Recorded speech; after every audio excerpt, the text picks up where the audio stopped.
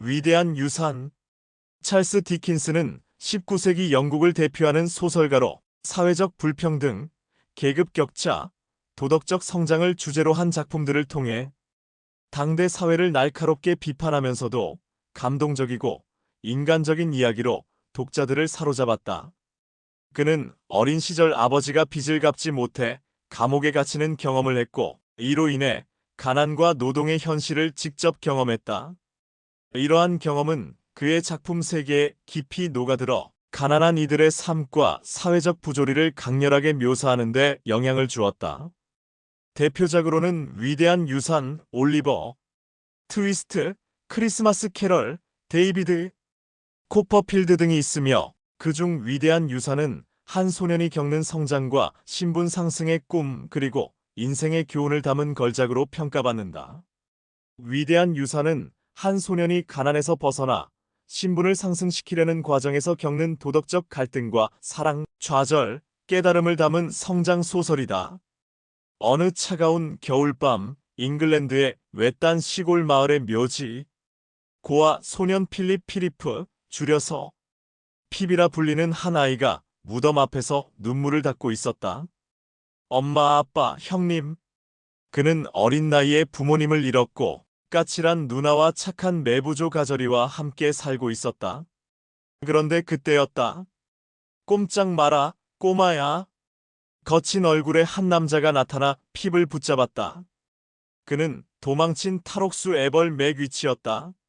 먹을 것과 줄을 가져와. 안 그러면 널 죽일 거야.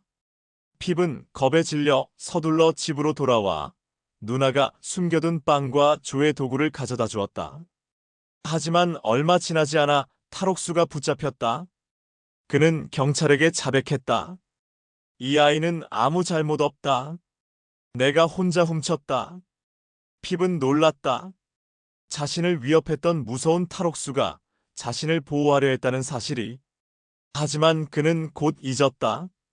이 일이 훗날 그의 인생을 뒤흔들게 될 줄은 몰랐다. 그로부터 몇 년 후, 핍은 특별한 초대를 받았다. 마을의 부유한 귀부인 미스 해비섬이 그를 자기 저택에 부른 것이다. 미스 해비섬은 결혼식 날 신랑에게 버림받고 그 충격으로 웨딩드레스를 입은 채 세월을 멈춘 여인이었다. 그녀의 집, 사티스 하우스는 마치 유령의 저택 같았다. 그곳에서 핍은 놀라운 존재를 만났다. 에스텔라, 넌 거칠고 무식한 시골뜨기야. 아름답지만 차가운 그녀는 핍을 깔봤다. 그러나 핍은 첫눈에 사랑에 빠졌다. 그날 이후 그는 신분 상승의 꿈을 꾸기 시작했다. 나는 단순한 대장장이가 아니라 신사가 될 거야. 몇 년 후 뜻밖의 소식이 날아들었다. 런던에서 온 변호사 자거스가 찾아와 말했다. 익명의 후원자가 너에게 큰 재산을 물려주기로 했다. 넌 이제 런던에서 신사가 될 것이다. 핍은 기뻤다. 드디어 나도 에스텔라와 어울릴 수 있는 사람이 될 거야. 그는 조에게 작별을 고하고 런던으로 떠났다. 런던에 도착한 핍은 허버트 포켓을 만났다. 그는 핍의 신사 수업을 도와줄 친구였다. 신사는 옷차림만으로 되는 게 아니야. 행동과 태도가 중요하지. 핍은 새로운 환경과 사치스러운 생활에 빠져들었다. 하지만 문제는 있었다. 에스텔라는 여전히 차가웠다. 핍은 점점 돈을 흥청망청 쓰기 시작했다. 자기 뿌리였던 조와 과거를 부끄러워했다. 난 이제 조와 같은 하층민이 아니야. 그러나 그의 성공이 과연 진정한 성공일까? 에스텔라는 결국 폭력적인 남자와 결혼했다가 상처받고 다시 혼자가 되었다. 몇 년 후, 핍은 다시 사티스 하우스에서 그녀와 마주쳤다. 에스텔라는 눈물을 흘리며 말했다. 이제야 네가 어떤 사람인지 알 것 같아. 그들은 서로의 손을 잡고 더 이상 헤어지지 않겠다고 다짐했다. 이제 우리는 함께 새로운 길을 가야 해. 애벌 맥위치는 위대한 유산에서 핍의 삶을 변화시킨 가장 중요한 인물 중 하나다. 처음에는 겁 많고 어린 핍을 위협하는 무서운 탈옥수로 등장하지만 그의 진짜 모습은 훨씬 더 복잡하고 깊은 감정을 지닌 인물이다. 그가 왜 핍을 후원했는지에 대한 이유를 자세히 살펴보자. 맥위치는 처음 등장할 때 무자비한 탈옥수처럼 보였다. 하지만 그는 사실 극도로 가난한 하층민으로 불운한 삶을 살아온 희생자였다. 그는 어려서부터 가난과 범죄의 환경에서 자랐다. 사회적 신분이 낮았기 때문에 한 번 죄를 저지르면 갱생할 기회조차 없었다. 결국 그는 법을 어길 수밖에 없는 삶을 살았고 억울한 누명을 쓰고 감옥에 갇혔다. 그가 탈옥했을 때 핍을 협박해서 음식을 가져오게 했지만 그 후 핍이 자신을 도와준 것을 잊지 않았다. 그 꼬마 녀석은 무서워했지만 그래도 빵과 도구를 가져다 주었지. 경찰에게 붙잡혔을 때도 그는 핍이 곤란해지지 않도록 아이는 아무 잘못이 없다고 말했다. 핍의 작은 친절은 맥위치에게 평생 잊을 수 없는 기억이 되었다.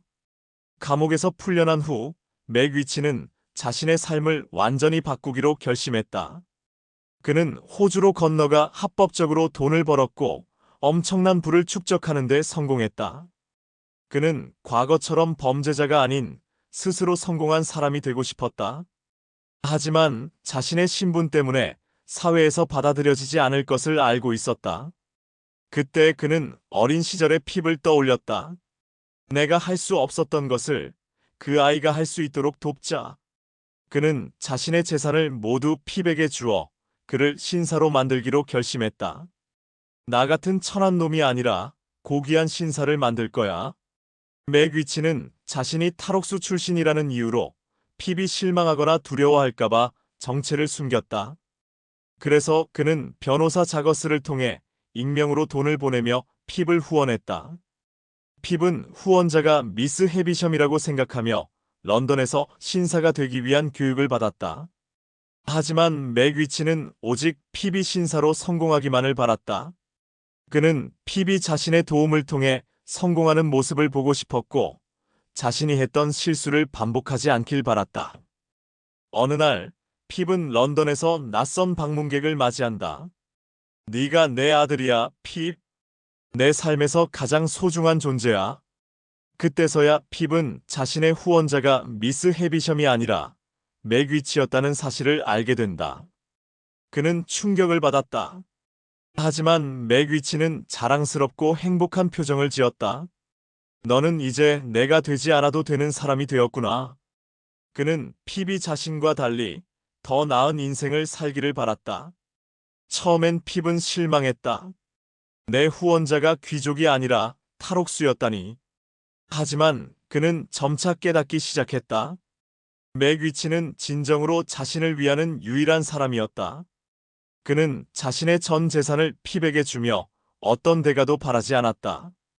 반면 자신이 동경했던 귀족 사회는 위선과 허영으로 가득 차 있었다. 그제야 핍은 깨달았다. 진정한 신사는 돈과 신분이 아니라 행동과 마음에서 나오는 것이구나. 하지만 탈옥수였던 맥위치는 결국 경찰에게 붙잡혔다. 그는 법정에서 사형을 선고받았다. 하지만 핍은 그를 버리지 않았다.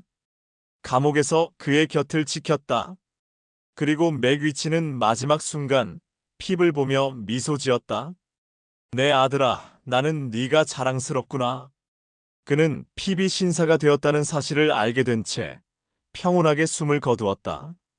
핍은 그의 손을 꼭 잡고 눈물을 흘렸다. 이제 핍은 돈과 신분이 아니라 진정한 인간성을 찾은 것이었다.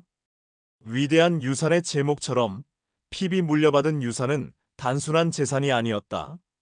처음에는 돈과 신분이 중요하다고 믿었지만 결국 진정한 가치는 사랑과 희생이라는 것을 깨달았다. 그를 신사로 만들어준 것은 돈이 아니라 맥위치의 헌신과 따뜻한 마음이었다. 그는 이제야 진짜 신사가 된 것이었다.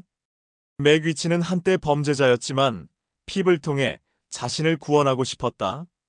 그는 핍을 신사로 만들며 자신의 과거를 정화하고 싶었다. 그는 대가를 바라지 않고 오직 핍의 성공만을 원했다. 그리고 핍은 결국 돈보다 중요한 것이 무엇인지 깨달았다. 위대한 유산은 단순한 재산이 아니라 사랑과 희생, 그리고 인간의 성장이다. 맥위치는 핍에게 단순한 후원자가 아니라 진정한 아버지 같은 존재였다.